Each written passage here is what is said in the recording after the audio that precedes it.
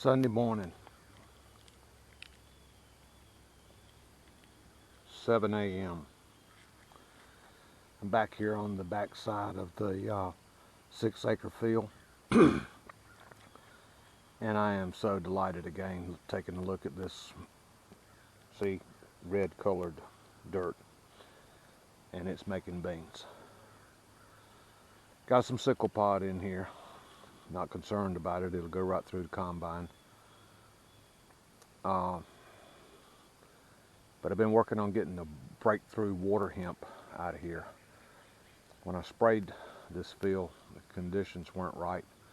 It was late, and water hemp was kind of big.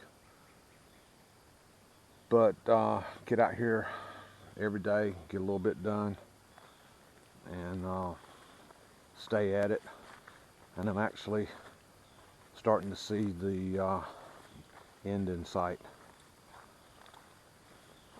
That rain, well, phenomenal. Beans are back to looking really good.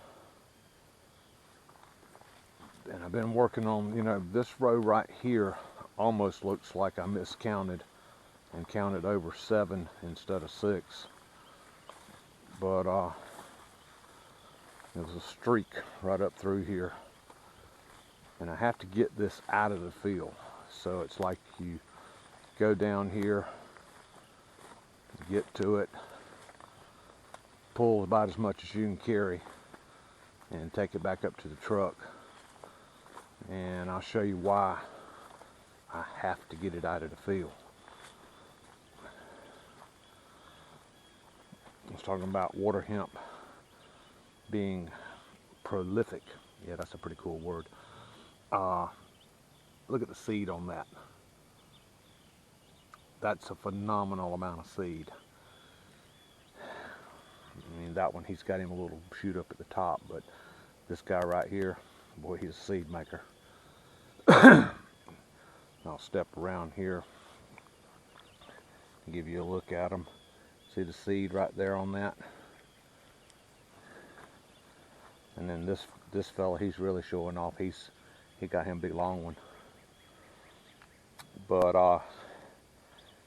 there's nothing you can do now at this point in the game but hand pull it and take it way back up there to the truck.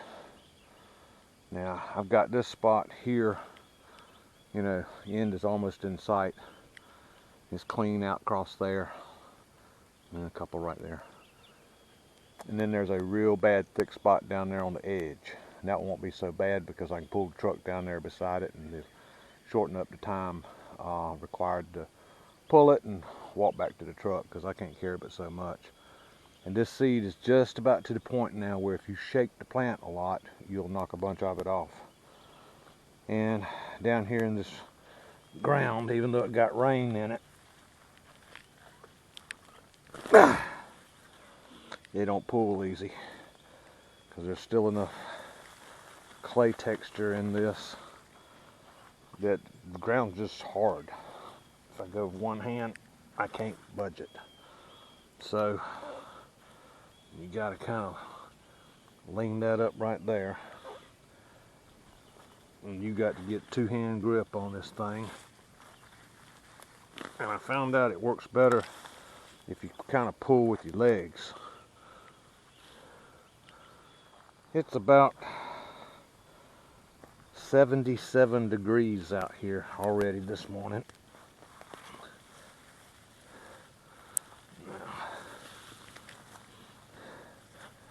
I like to keep the bean plant, so I'll stand him back up. But 77 is a whole lot more pleasant than the 90 degrees I worked in the other day out here.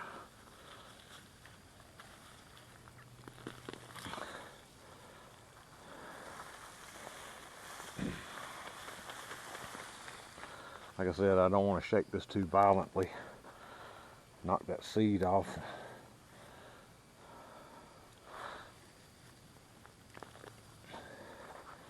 Those are pulled pretty easy.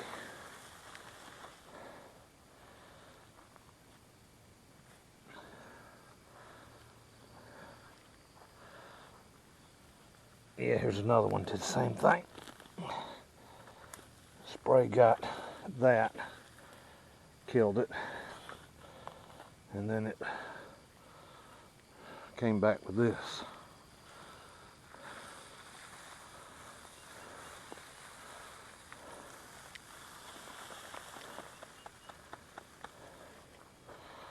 So far, the little gnats that are so annoying hadn't found me, and started buzzing in my ear. Nice thing about these glasses, when you're wearing glasses, gnats can't get in your eyes.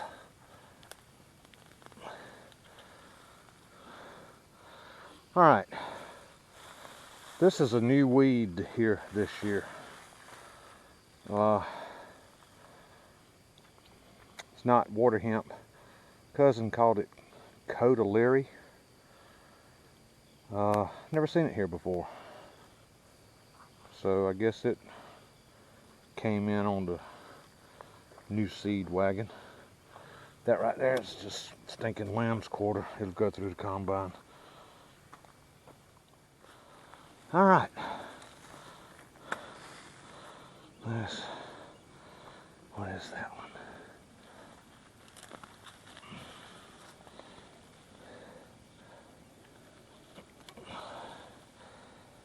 And that one. Okay, go over here and find my pile. Which is, all right, made progress.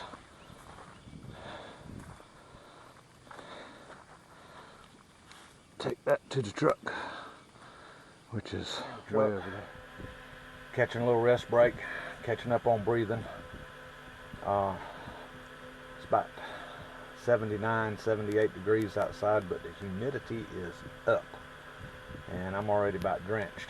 So I got out my little fan. Now, I spent my career working in technology, computers, data communications, software, all sorts of different kinds of communications equipment that was kept in cabinets with 12-volt DC fans, just like this one sitting here blowing on me, cooling me off, mounted in the top of the cabinet, pulling air up through the cabinet to cool the equipment. And when they would scrap those cabinets out, you know, this wasteful outfit, they'd literally send them to the dump full of these fans. There'd be about 4 of these fans in the top of them. And one day I said, that ain't going to the dump. I got a use for that. So I salvaged that little fan out of that cabinet and wired it up. See the little wire nuts there. One of these things that you plug into your cigarette lighter outlet in your vehicle. They don't call that a cigarette lighter outlet anymore. They call it your power outlet. Yeah, cigarettes are evil. We don't like talking about those. So anyhow, you just plug this thing in like that. A little fan makes its little screaming noise when it starts, and it blows air on you to cool you down. Fan is a wonderful invention. Sometimes I'll take that, my truck's got a split window back here, and you can wedge it between these windows in here and create a nice little circulation. But since that fan runs smooth and true and doesn't vibrate, it'll sit right there on the dash. See, it's not bolted down. It's just sitting right there on the dash, blowing straight on me. I like it. Modern conveniences out here on the farm. Yeehaw. Well, I've knocked a real good dent in what I'm doing out here. Let me show you something, and one of the reasons you don't leave this water hemp in the field. Come on with me and take a look. Is that seed. See all that right there? And all that right there?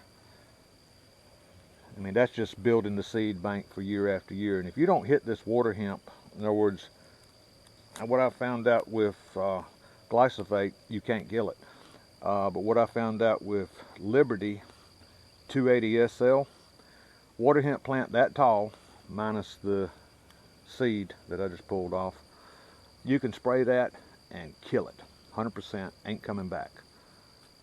But when they're that tall, you can't kill them. They're just too big. Anyhow, the second reason, take a look at the stalk on this thing right here. All right, that's my finger laying, well, I'll use that finger. That's my finger laying there against the stalk or beside the stalk right there. That stalk, this is July. Let's see, the 4th was on Thursday and today's Sunday. Friday was the 5th, Saturday was the 6th, Sunday's the 7th. You can correct me if I didn't calculate that out correctly. But anyhow, July the 7th. Now, out here on this field, let's see, we got the rest of July, we got August, we got September, we got October. If I left that thing in the field to keep growing, that is what you call a combine cutter bar killer, breaker, messer-upper. And those cutter bars, you know, if you mess the whole bar up, that's expensive. I replaced mine on the 3300. Well, the head's a 213 head, but I replaced the entire bar because it was just messed up. And that thing was about $400, and that was about 8 years ago.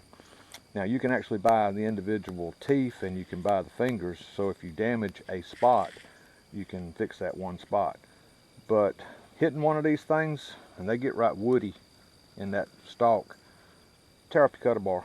So that's another reason you don't want to leave this mess out in your field. Running about 10 minutes behind schedule now, but that's how much I got pulled out of there this morning. And roughly an hour. I did take 2 breaks. But here's where I throw it, out here in the forest where it dies. And let's take it like that.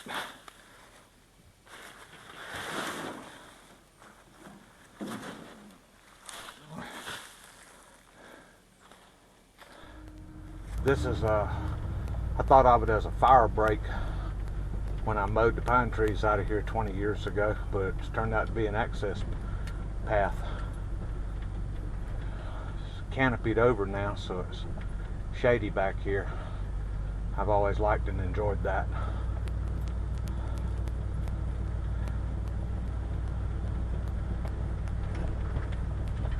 Well, we're getting there. We're knocking a dent in it. The end is in sight. But I am sure pleased with the way those beans came up right here down here on this end with that in that red dirt.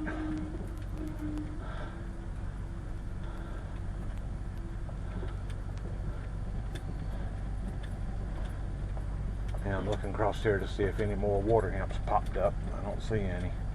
Thank God. Well, let me get to the house. Bye, y'all.